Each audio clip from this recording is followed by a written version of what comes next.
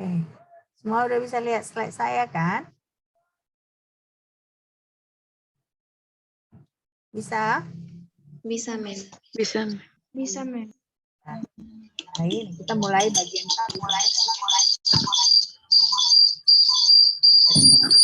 tas dan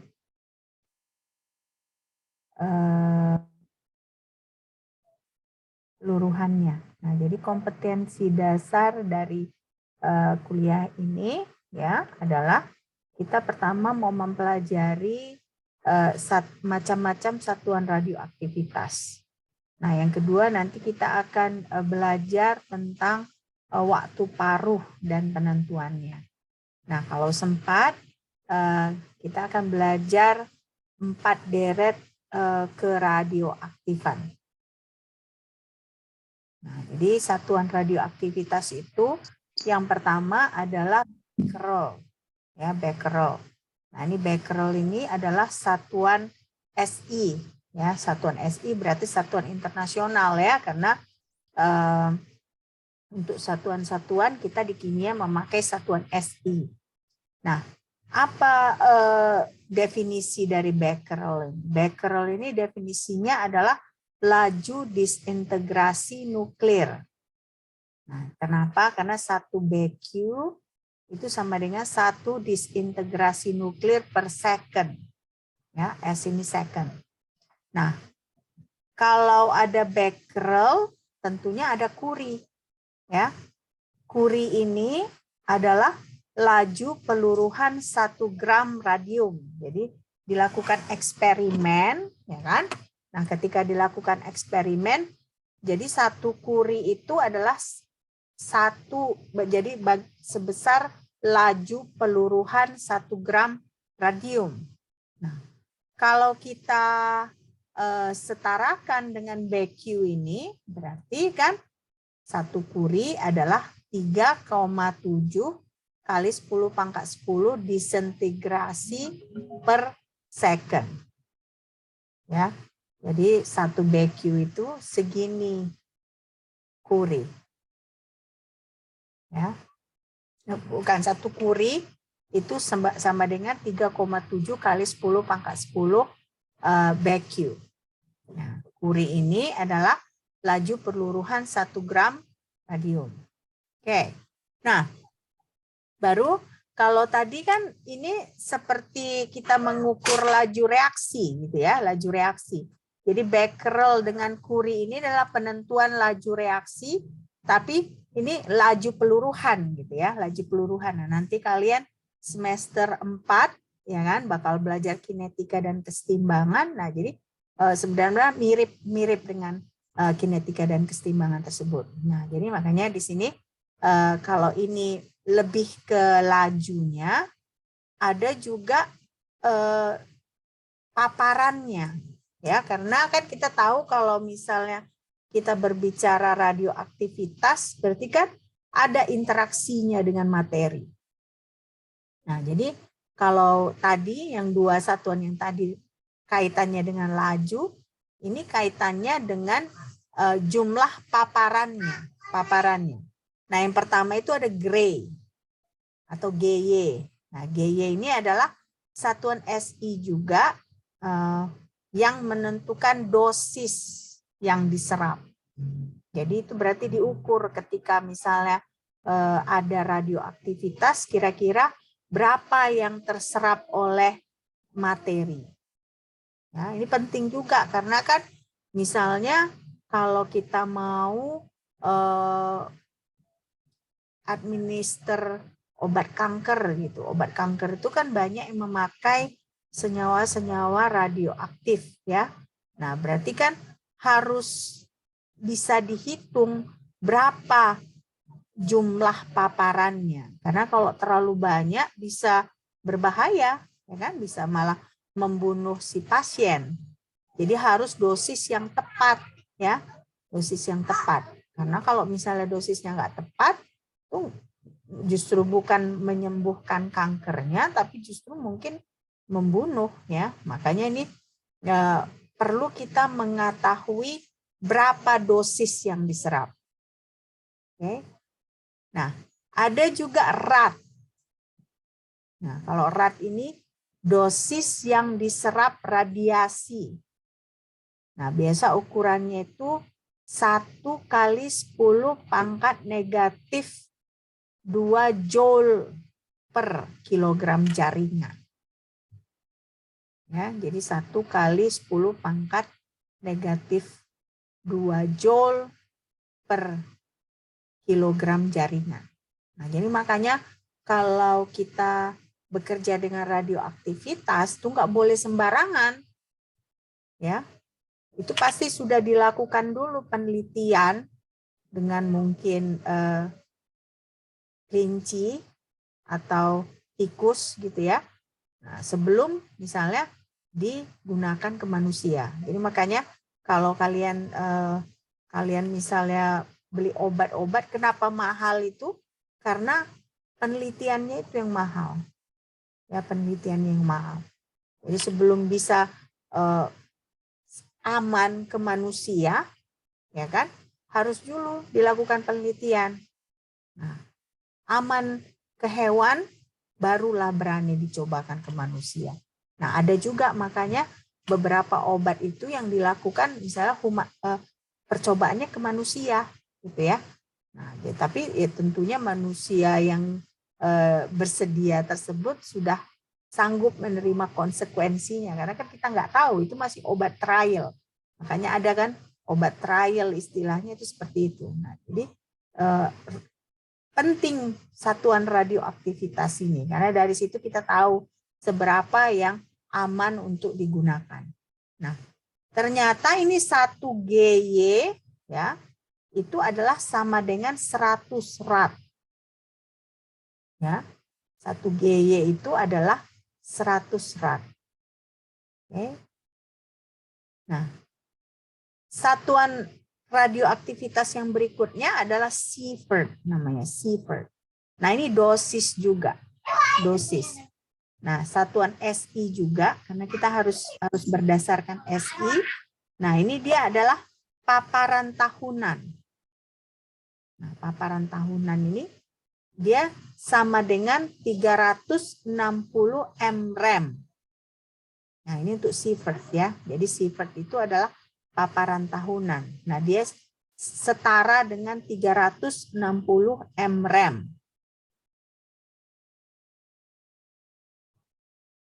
Ya, setara dengan 360 mrem. Nah, lalu ada istilah relative biological effectiveness atau RBE.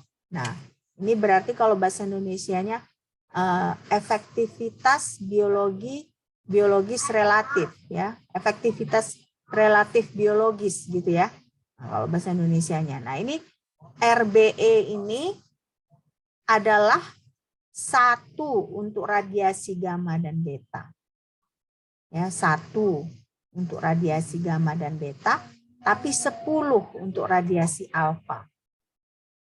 Ya, jadi kalau kalian lihat di sini kan berarti beda ukurannya radiasi gamma dan beta dengan radiasi alfa. Ya kan, kalau kalian ingat percobaan yang awal dulu kan, yang ketika kita mulai kuliah ini, kalau alfa dia nggak bisa pun dia nembus kertas. Ingat nggak kalian? Nggak bisa nembus kertas, ya kan? Nah, tapi gamma dia bisa nembus lempeng PB yang tipis. Nah, begitu lempeng PB-nya sekitar 10 cm kalau nggak salah, dia baru nggak bisa tembus. Nah, makanya di sini kan dia 1 untuk gamma, 10 untuk radiasi alfa. Berarti di sini kan interaksi gamma dan beta ini lebih keras dengan jaringan biologi kalau dibandingkan dengan radiasi alfa. Ya, jadi makanya di sini nilainya itu bervariasi, ya. Ada tingkat dosisnya, nah ada juga dosis totalnya. Nah, jenis jaringannya itu pun ada yang berbeda. Ya, misalnya kalau kertas ya bisa dilalui oleh gamma. Ya. Nah, badan kita ini pun mungkin bisa dilalui oleh gamma. Ya, makanya ada X-ray katanya itu ya. Kalau kalian pergi ngelihat paru-paru ya. Nah, itu kan sinar gamma yang dipakai kan. Nah, jadi makanya tapi dia diatur dosisnya. Ya, jangan sampai kita mau melihat bagaimana keadaan paru kita tapi akhirnya malah membahayakan. Tapi makanya kalau kalian pergi ke rumah sakit kan kalian ada lihat tuh kan, wanita hamil tidak boleh dekat di situ. Nah, jadi kalau misalnya wanita hamil nggak boleh melakukan X-ray. Kenapa? Karena dia bisa berinteraksi dengan jaringan. Jadinya nanti bayinya berpengaruh. Ya, jadi makanya satuan-satuan ini berguna untuk kita nantinya mengerti bagaimana dia kaitannya dengan interaksi si radioaktif ini dengan materi. Apakah itu material biologis seperti sel atau misalnya material yang non biologis. Nah, selanjutnya ada REM, Ronson Equivalent for Man, ya, atau setara Ronson untuk manusia. Ini bahasa Indonesianya, setara Ronson untuk manusia. Nah, jadi Ronson kan kalian bilang, ya di ronsen dulu lah, di ronsen dulu. Nah, itu dari ini ya kata-katanya ya. Kan kalau kita mau melihat paru-paru itu kan kita bilang istilahnya di ronsen gitu kan.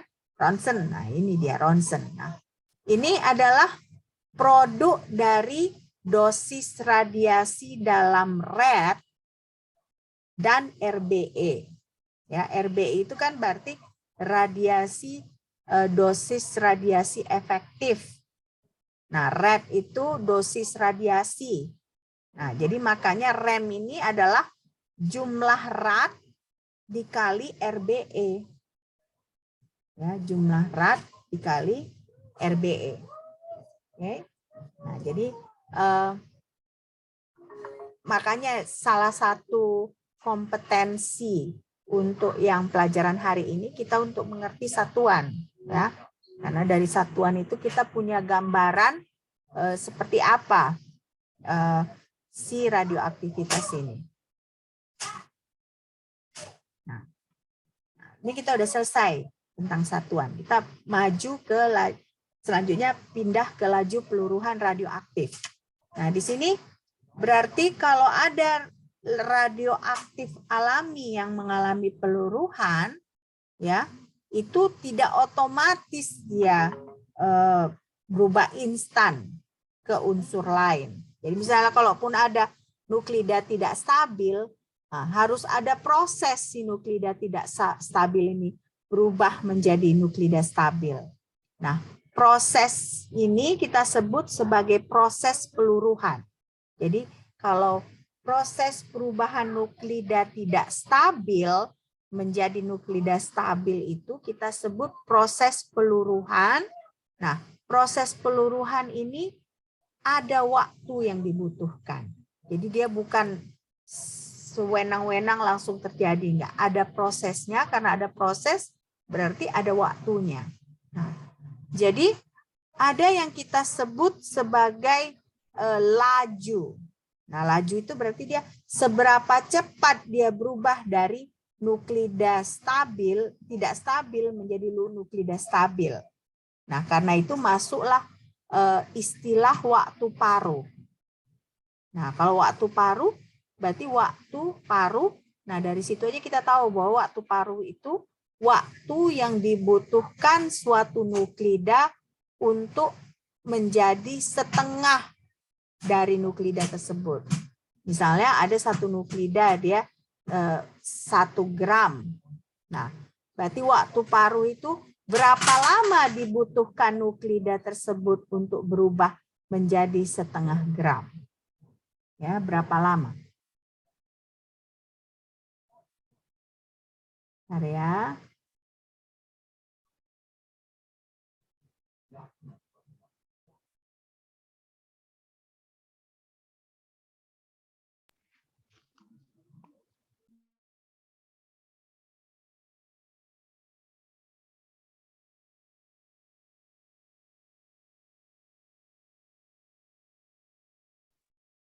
Oke.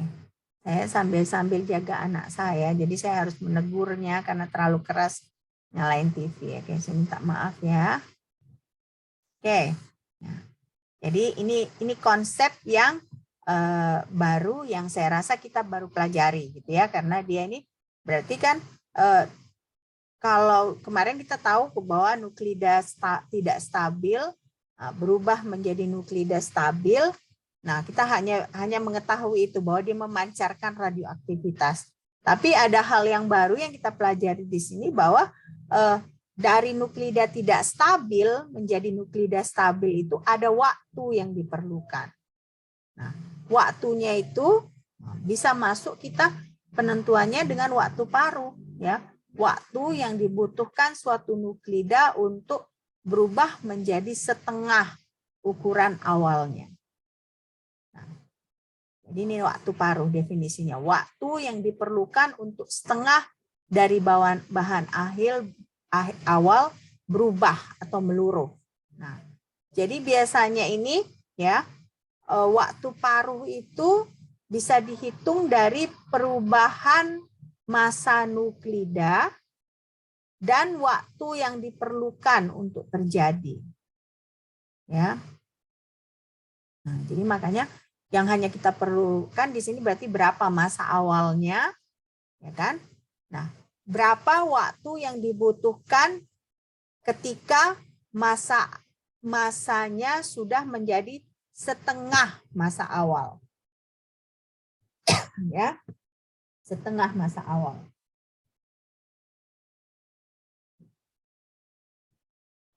Nah, nanti kalian belajar lagi lebih detail di kinetika dan keseimbangan bahwa reaksi-reaksi ini, perubahan kimia ini ya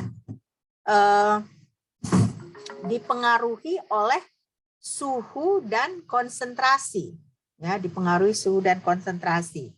Nah, tapi kalau waktu paruh ini ya tidak dipengaruhi oleh suhu dan konsentrasi. Ya. Jadi kalau perubahan kimia itu ya, kalau kita mau percepat, mau perlambat itu dipengaruhi oleh suhu dan konsentrasi, ya. Kalau misalnya contohnya kalau suhunya 0 derajat Celcius, kita bandingkan dengan suhu 100 derajat Celcius, reaksi dengan 100 derajat Celcius itu lebih cepat daripada reaksi pada 0 derajat Celcius.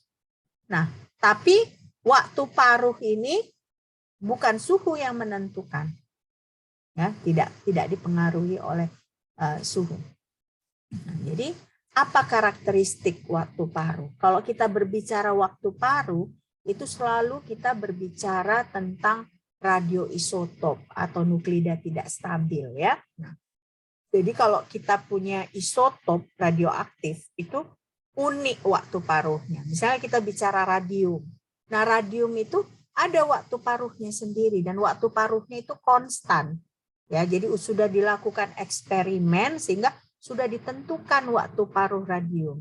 Nah, uranium juga seperti itu, ada waktu paruhnya sendiri. Jadi makanya di sini setiap isotop radioaktif akan memiliki waktu paruh uniknya sendiri. Jadi unik dia nomornya, angkanya. Nah, nilai waktu paruh ini tidak bergantung pada suhu dan konsentrasi, ya. Ditinggikan pun suhunya tidak akan berubah waktu paruhnya, atau ditinggikan pun konsentrasinya tidak berpengaruh waktu paruhnya, ya. Nah, jadi si waktu paruh dari banyak isotop itu sudah dilakukan eksperimen dan ada tabelnya. Jadi kalau kalian misalnya lihat di textbook, nah itu ada tabelnya. Nah, kalau kita lihat di sini, tiap nuklida itu berbeda waktu paruhnya. Ada waktu paruhnya yang sangat panjang, ada waktu paruhnya yang sangat pendek. Ya, jadi dari 10 miliar tahun ada satu elemen yang dia 10 miliar tahun. Jadi itu sebenarnya nuklida stabil itu ya. Jadi nuklida stabil itu waktu paruhnya sangat panjang. Nah, sementara kalau kita berbicara radioisotop ya atau isotop radioaktif Nah, dia waktu paruhnya sangat pendek. Nanti makanya kita lanjut lagi ke deret ya. Nah, deret itu karena dari deret itu, deret radioaktif, kita bisa lihat bagaimana prosesnya satu radioaktif, nuklida tidak stabil, berubah menjadi nuklida stabil. Nah, ini dia kita lihat contoh-contohnya. Ini ada uranium. Uranium itu 238 ya, mass number-nya. Half-life-nya itu kalian bisa lihat uranium ini kan radioaktif sebenarnya. Tapi half-life-nya aja 4,5 miliar tahun. Ya, 4,5 miliar tahun. Jadi uranium walaupun dia radioaktif ya, proses untuk dia meluruh menjadi setengahnya itu 4,5 miliar tahun. Nah, tapi kalau kalian lihat di sini neptunium dia hanya 1 jam. Ya, plutonium 5 jam. Nah, ini ada lagi americium ya. Dia 25 menit aja. Ya. Nah, ada californium 800 tahun. Nobelium 3 detik. Jadi sebenarnya sangat-sangat cepat. Jadi mungkin mereka mengamatinya pun pakai alat-alat yang harus lebih canggih. Nah, karbon dia 5.730 tahun. Makanya kalau ada beberapa metode, misalnya kita mau mengukur berapa umur batu-batuan gitu ya, atau berapa umur dari artefak, kita pakai carbon dating namanya kan. Nah, carbon dating itu berarti dengan memakai waktu paruh dari si karbon, kita berusaha mengukur umur dari bebatuan. Ya. Ini karbon 14 tapi ya. Nah, karbon 16 dia 740 milisecond. Milisecond katanya. Bukan hanya second tapi milisecond. Jadi sangat-sangat cepat ya. Nah, jadi makanya di sini kalau kita lihat tiap elemen unik waktu paruhnya. Nah, bagaimana kita bisa tahu ini? Ya, ini sudah dilakukan eksperimen. Nah, jadi sehingga nilai-nilai waktu paruhnya ini sudah ketetapan gitu ya. Jadi sudah jadi sudah unik gitu ya untuk tiap elemen. Nah, sekarang kita mau melihat lagi. Berarti kalau kita tahu waktu paruhnya, kita bisa ukur bagaimana laju peluruhan radioaktifnya. Ya, karena kan kita tahu bahwa waktu paruh itu adalah di mana waktu yang dibutuhkan ketika suatu elemen berubah menjadi setengah masa awalnya. Ya. Nah, jadi makanya kita bisa ukur laju reaksinya, ya, laju reaksi dari suatu radioaktif. Nah, biasanya waktu paruh itu kita tulis dengan T,5 seperti ini, T,5.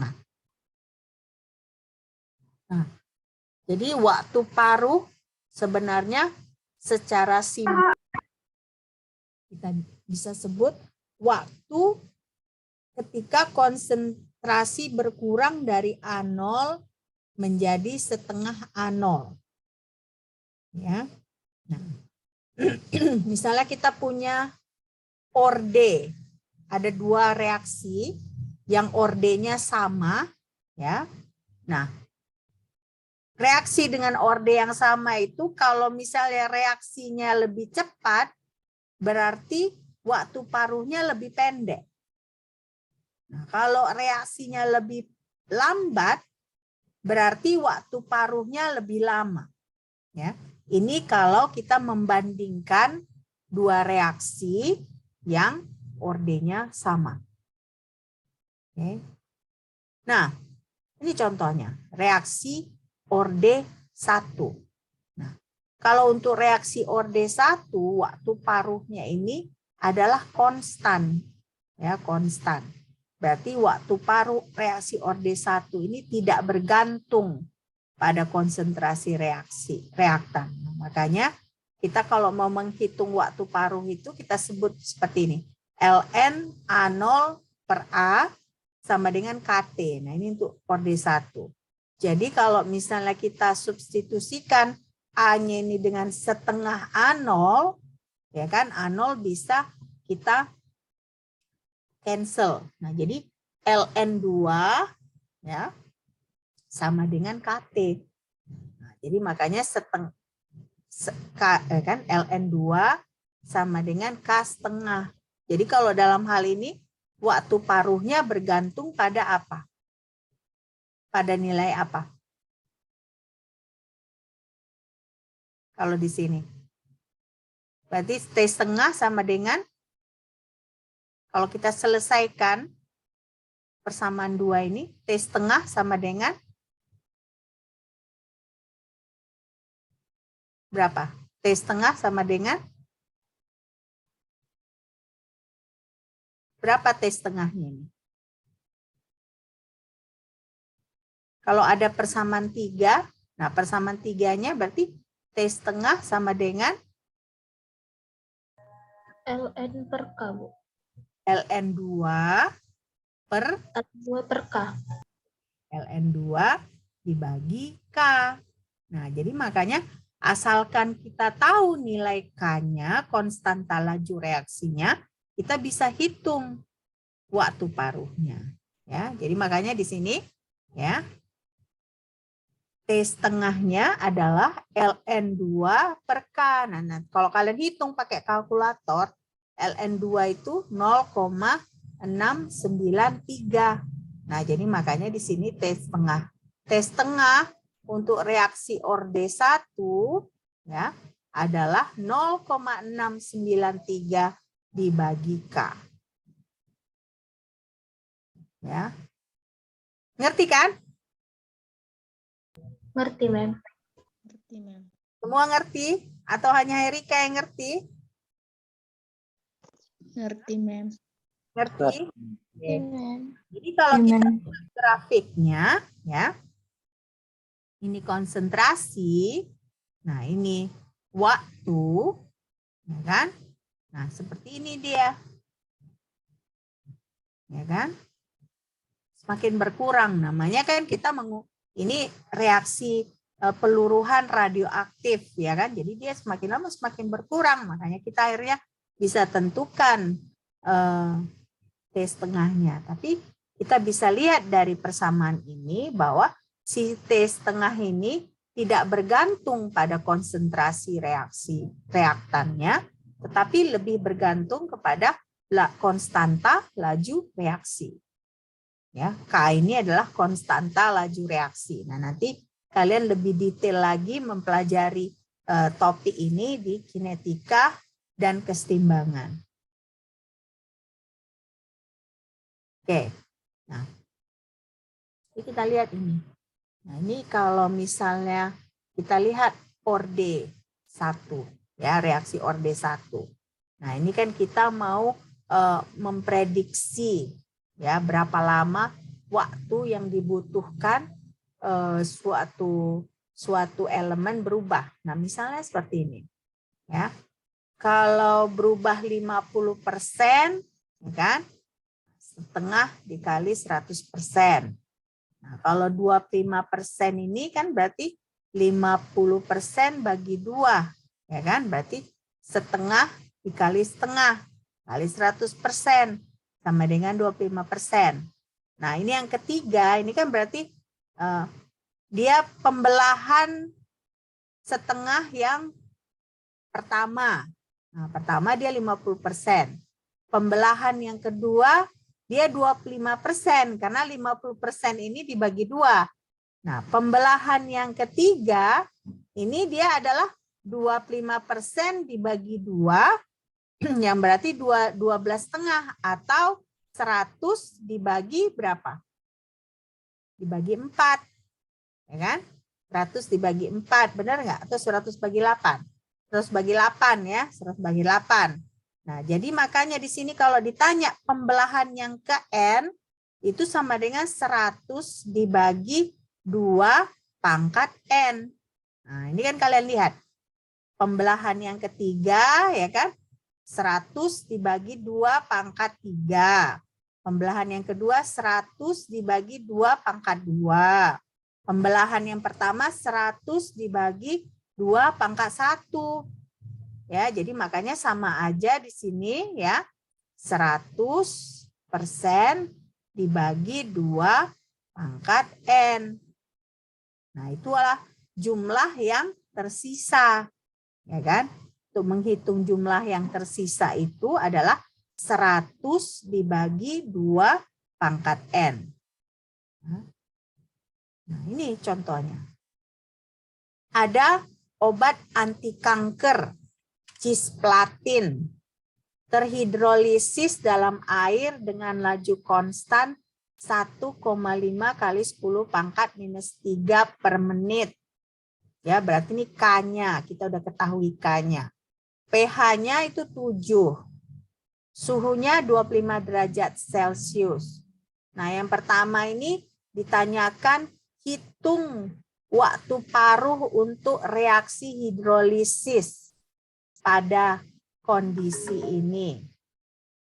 Ya, baru ada jika ada larutan cisplatin yang disiapkan, yang baru disiapkan, konsentrasinya 0,053, ya kan? Pertanyaannya sekarang, berapakah konsentrasi cisplatin setelah 5 kali paruh? 10 kali paruh. Ya. Nah, baru berapa persen reaksi yang diselesaikan setelah 5 paruh dan 10 paruh? Oke. Nah, sekarang hitung berapa waktu paruhnya. Berapa waktu paruhnya di sini? Tadi rumus waktu paruh bagaimana?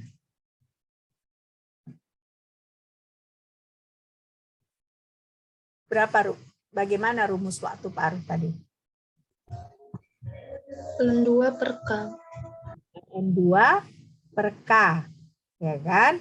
K-nya kita udah dapat ini kan, laju konstanta kan?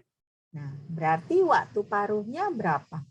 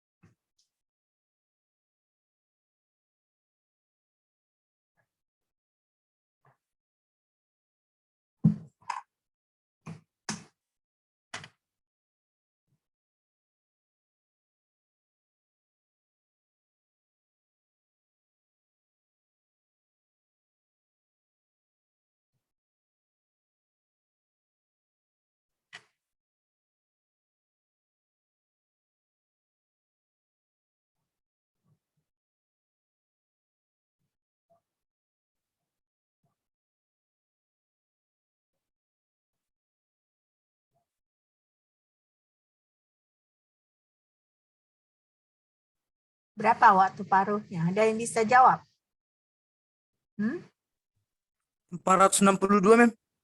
462 apa? Menit, detik? Menit atau detik? Menit, Mem. Menit. Oke.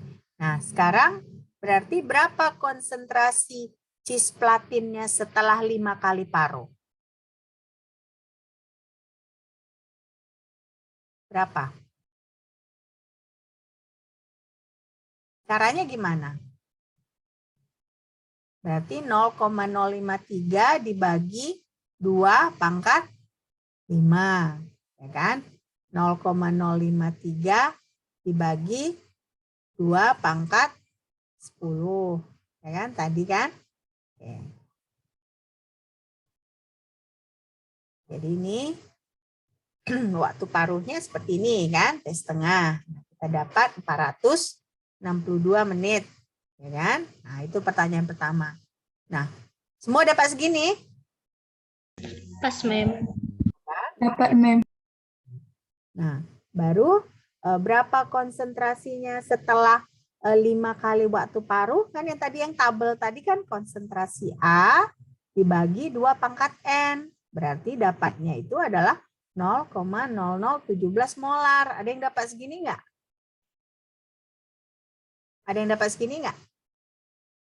Nggak ada ya. Nah, jadi sama juga dengan 10 kali paruh kan, berarti sesudah 10 kali paruh berarti 0,053 molar dibagi 2 kali 10 pangkat 10 atau 5,2 kali 10 pangkat negatif 5 molar. Jadi setelah 10 kali waktu paruh, seginilah sisa konsentrasi dari si cisplatin tadi. Ya kan?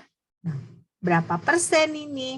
Berarti persennya tinggal aja kita kalikan 0,053 dikurang 0,0017 dibagi 0,053. Nah, jadi setelah 5 kali itu berarti 97% sudah hampir selesai reaksinya. Nah, berarti setelah 10 kali ya kita konsentrasi awal dikurangi konsentrasi setelah 10 kali paruh dibagi konsentrasi awal kali 100%, kita dapat 99,99%. Jadi setelah 10 kali paruh hampir selesai reaksinya. Karena sudah 99,99%. Ya. Ngerti yang ini kan? Sudah ngerti belum? Ngerti, Mem. Ya, jadi berdasarkan tabel tadi yang kita pelajari tadi kan. Nah, kan tadi tabel itu kan kita ketahui ya kan bahwa misalnya kalau sekali paruh dia itu 50%, 2 kali paruh 25%, 3 kali paruh 12,5%. Berarti kan N kali paruh itu adalah 100 dibagi 2 pangkat N. Nah, makanya dari situ kita tahu berapa konsentrasi setelah N kali paruh. Ya kan? Nah, berarti kalau misalnya persennya kan kita bisa buat tadi konsentrasi awal dikurangi konsentrasi N kali setelah N kali paruh dibagi konsentrasi awal kali 100%, itu berarti adalah berapa persen reaksinya sudah selesai. Ya. Ngerti kan ini? Ngerti kan? Ngerti, Mem. Saya harus pastikan kan kalian ngerti. Nah, sekarang kita masuk ke topik selanjutnya. Hari ini kita cepat ya. Nah, banyak ya informasi yang kita dapat. Jadi makanya kalian harus kalau kalian nggak mengerti, usahakan tanya ke saya. Oke? Karena banyak informasi yang kita dapat hari ini. Mulai dari satuan radioaktivitas, baru lagi waktu paruh, cara perhitungannya, ya kan? Nah, sekarang kita masuk ke laju peluruhan radioaktif. Nah, berarti kalau misalnya peluruhan radioaktif itu berarti kan dari nuklida tidak stabil itu menjadi nuklida stabil itu ada yang dikeluarkan partikelnya. Jadi ada emisi partikel atau foton yang dihasilkan, ya. Nah, ini untuk setiap peluruhan radioaktif ini dia itu unik, ya, unik. Kenapa? Karena unik karena dia karakteristik intrinsik dari isotop radioaktif. Nah, jadi makanya itu nanti kita ada lihat ada beberapa macam deret peluruhan radioaktif. Ya, ada beberapa macam deret peluruhan radioaktif. Nah, ini laju peluruhan radioaktif ini independen dari sifat fisik dan kimianya. Jadi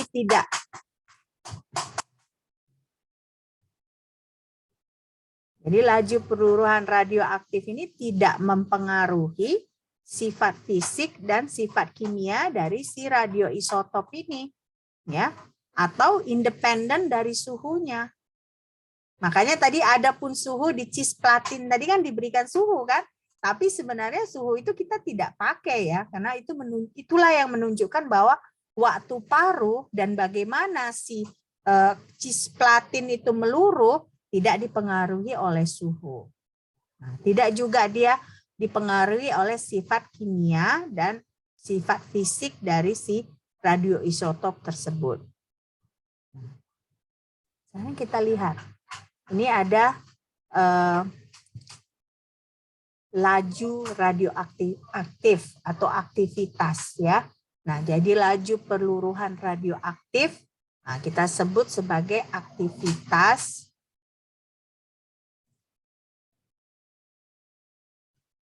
aktivitas atau dalam kurung A ya. Aktivitas dalam kurung A. Nah, ini berarti ini laju peluruhan radioaktif ini ada kaitannya dengan bagaimana si jumlah atom isotop radioaktif ini berkurang, ya, berkurang. Nah, kenapa berkurang? Karena dia berusaha berubah menjadi isotop yang lebih stabil. Ini biasanya ada dia menggunakan N. Nah, N ini adalah jumlah atom isotop radioaktif, ya. Jadi kalau kita misalnya ukur, berarti A itu sama dengan negatif delta N per delta T. Negatif delta N per delta T.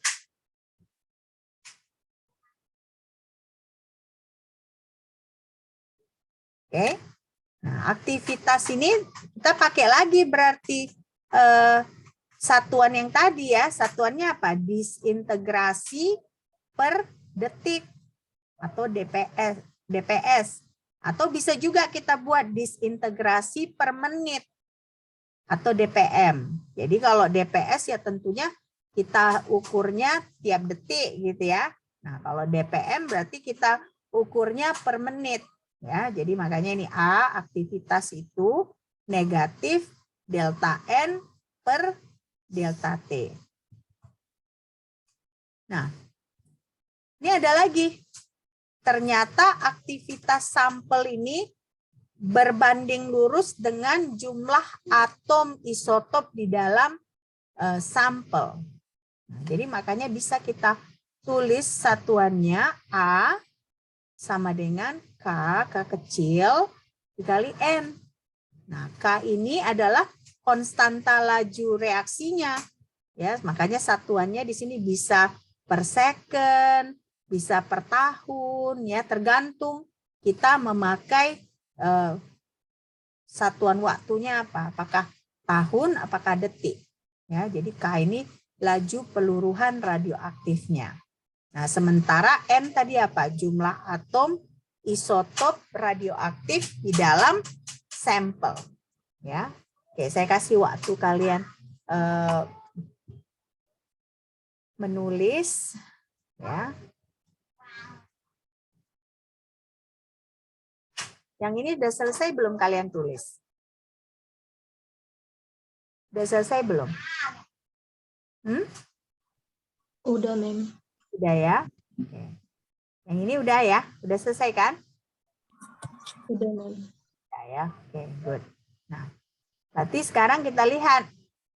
Kan tadi kaitan antara jumlah atom isotop dengan jumlah peluruhan persatuan waktu ini negatif delta N per delta T sama dengan KT. Ya, negatif delta N sama dengan KT. Nah, kita tahu tadi kan untuk orde 1 itu kan ln ya, natural logaritma n dibagi n0 sama dengan negatif KT, ya kan? Tadi kita tahu dari integrasinya. Nah, sekarang kita kaitkan ya. Nah, berarti kita bisa tahu bahwa peluruhan radioaktif itu adalah proses orde 1. Jadi kalian nggak perlu mempelajari kinetika orde 0, orde 2 untuk mata kuliah radiokimia ini. Kenapa? Karena proses peluruhan radioaktif itu orde 1. Artinya apa? Artinya waktu paruhnya itu unik, dia tidak bergantung pada konsentrasi, tidak bergantung pada suhu. Nah, jadi makanya di sini waktu paruh itu bentuknya konstanta. Ya, dia bukan fungsi, dia konstanta. Karena kan kita hitung tadi kan T setengah sama dengan apa? T setengah sama dengan waktu paruh sama dengan apa? ln2 per K.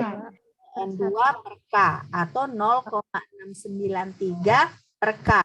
Makanya di sini waktu paruh itu bentuknya adalah konstanta.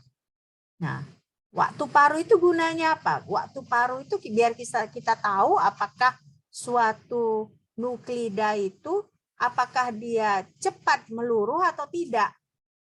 Nah, kalau cepat dia meluruh berarti kan kita proses penyimpanannya pun harus hati-hati gitu ya. Karena kalau dia cepat meluruh kan harus kita gunakan secepatnya gitu misalnya. Makanya di sini waktu paruh itu adalah jumlah peluruhan per satuan waktu. Jadi makanya waktu paruh inilah yang sering digunakan sebagai identifikasi untuk suatu elemen. Ya, jadi makanya kalau misalnya diberitahu ini waktu paruh elemen ini misalnya segini miliar tahun, oh kita langsung tahu oh itu berarti uranium. Ya, dengan hanya diberitahu apa waktu paruhnya. Karena kita bisa tahu oh itu kan konstanta, kita tinggal lihat tabel. Nah, kita lihat tabel, kita cek oh ya waktu paruh yang segini sesuai dengan uranium. Nah, ada tadi yang dalam waktu milisecond ya kan?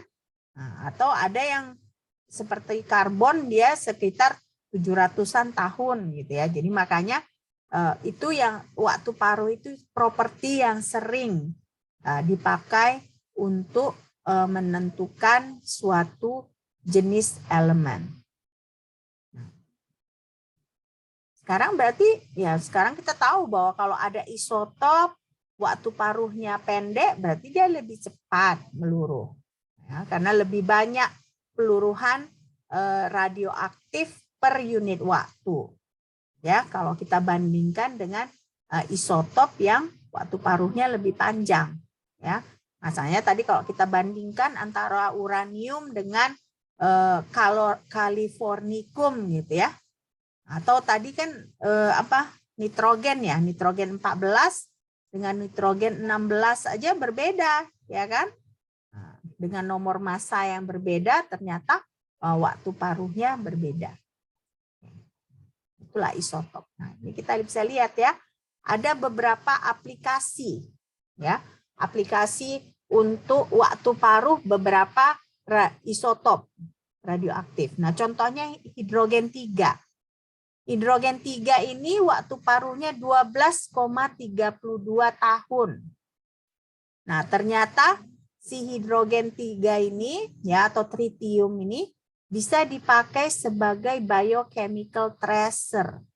Berarti untuk mengikuti bagaimana sel-sel biokimia. Nah, ada karbon 11. Ya. Karbon 11 ini dipakai sebagai biomedical imaging.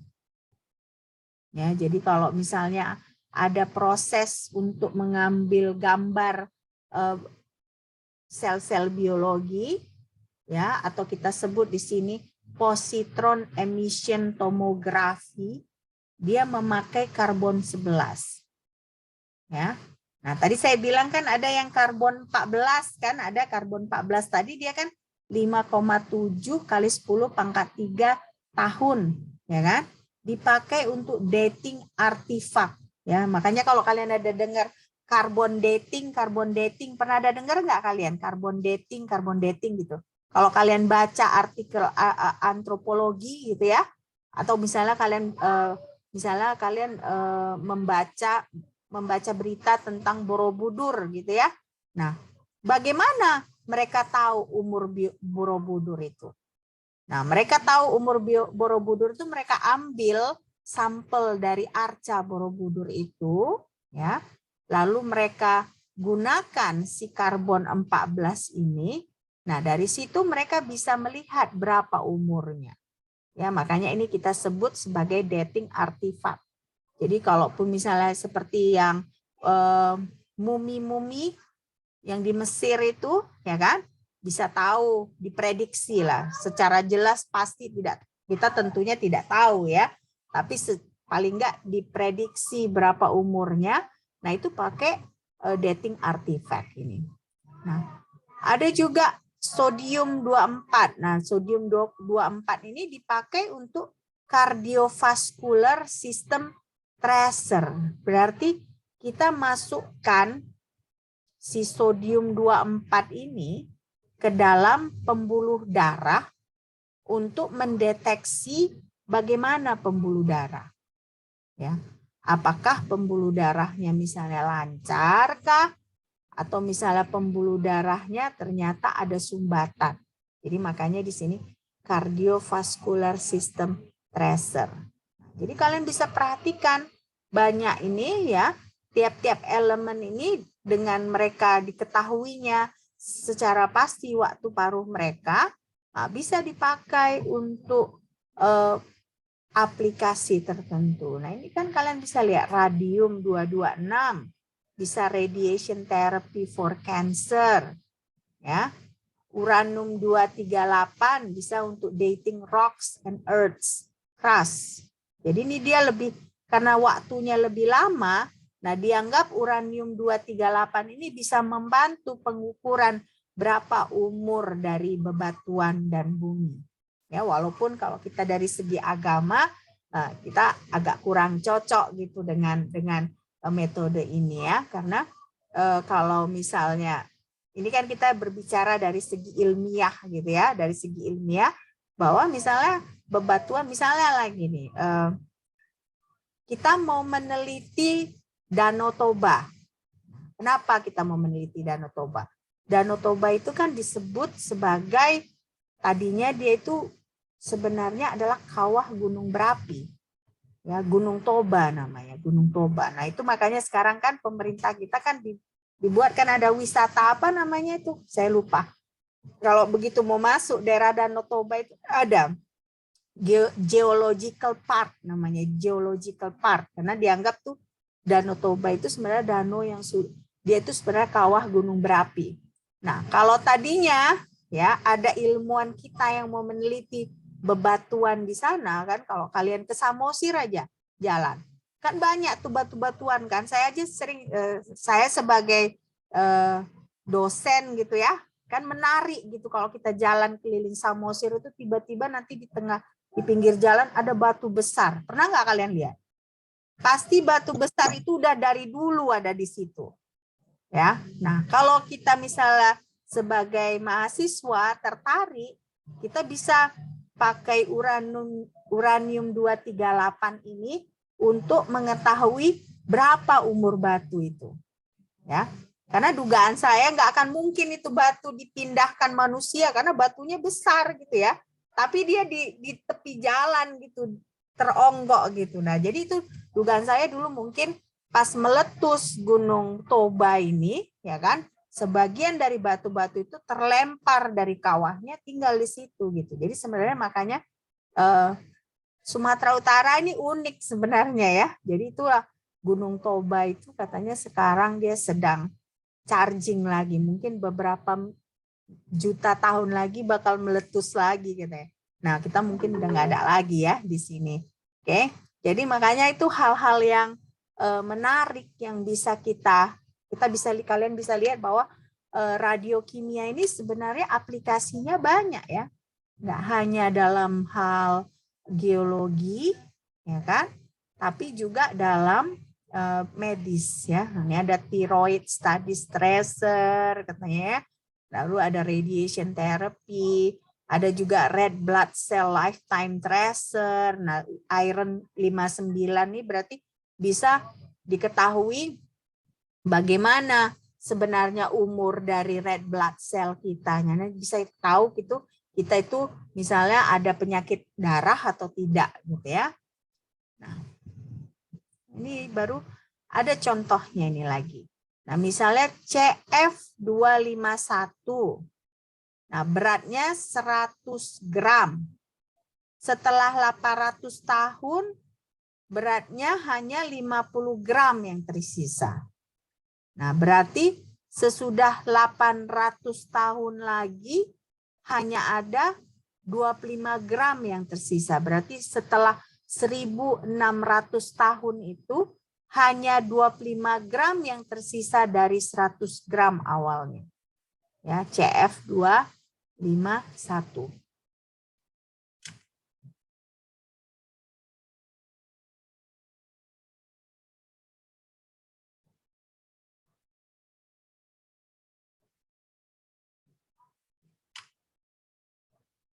Sepuluh menit lagi ya, masih sabar kan?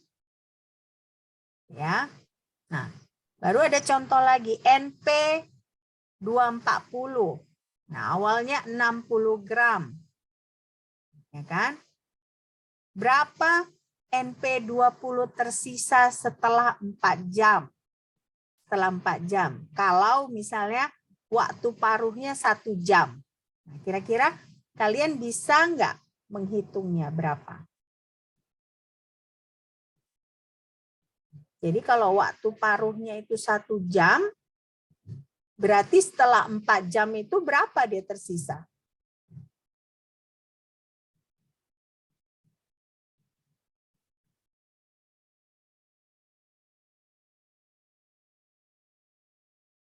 Ini agak beda ya soalnya dengan yang tadi. Tapi secara logika bisa lah. Jadi berarti kan setelah 1 jam dia udah 30 gram.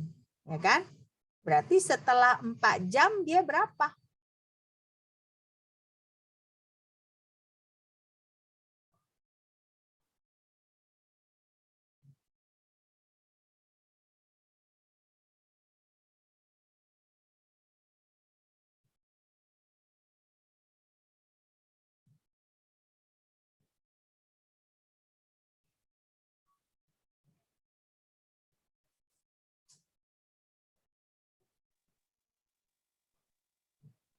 Tiga 3,75 gram.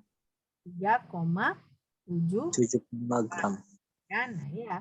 Karena kan 60 gram, awalnya 30 itu 1 jam. Berarti kan 2 jam itu 15. Nah, 3 jam itu 7,5, 4 jam adalah 3,75. Nah, itu dia caranya ya. Jadi ini kita tidak perlu formula, tapi kita lebih memakai logika aja ya. Semua ngerti kan yang ini caranya? Gampang ini ya, gampang. Oke. Nah, sekarang kalau yang ini gimana? AC225 awalnya 80 gram. Nah, setelah 50 hari hanya 2,55 gram yang tersisa. Jadi waktu paruhnya berapa?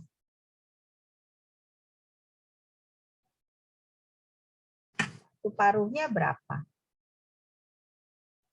Kalau awalnya 80 gram, nah setelah 50 hari, dia 2,55 tersisa. Jadi waktu paruhnya berapa?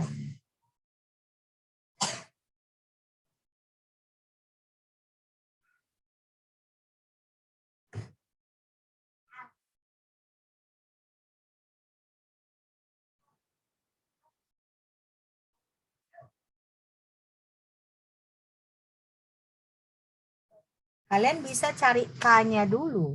Bisa nggak? ln apa? Tadi rumusnya bagaimana? ln-nya ln berapa? ln 2. n0 per n. Benar nggak? ln n0 per n sama dengan negatif apa? KT. Ya kan? Kalian bisa cari K-nya dulu, ya kan? T-nya kan 50 hari. Nah, berapa K-nya? Baru T setengah itu bagaimana? ln 2 per K. Ya, jadi makanya kalian bisa pertama kalian bisa cari K-nya dulu.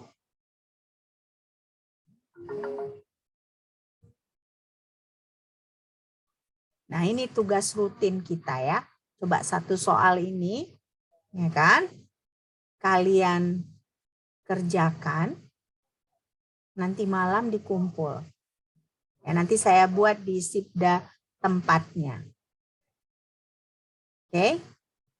Karena saya nggak mau rumit-rumit. Maksudnya ini aja buat tugas rutin. Coba kalian kerjakan, ya kan? Terus kumpul nanti malam. Bisa kira-kira? Bisa, Mem. Ya. Jadi nanti saya buat di Sibda tempatnya, langsung saya buatnya habis kelas. Nah, terus kalian kumpul ya. Oke. Sampai di sini apakah ada pertanyaan? Nggak ada? Oke, kalau nggak ada, kita akhiri ya perkuliahan ini. Saya rasa banyak sekali ya informasi yang kita dapat hari ini ya, dari satuan, dari waktu paruh, dari menghitung ya, dari bagaimana kita lihat ada ternyata setiap elemen dengan waktu paruh yang unik itu kita bisa gunakan sebagai aplikasi. Apakah itu aplikasi geologi, apakah itu aplikasi medis ya. Jadi nanti kalian bisa perhatikan lagi begitu saya upload upload slide-nya. Oke. Kalau begitu sampai jumpa minggu depan ya. Salam sehat, semoga kalian semua tetap semangat. Oke, bye.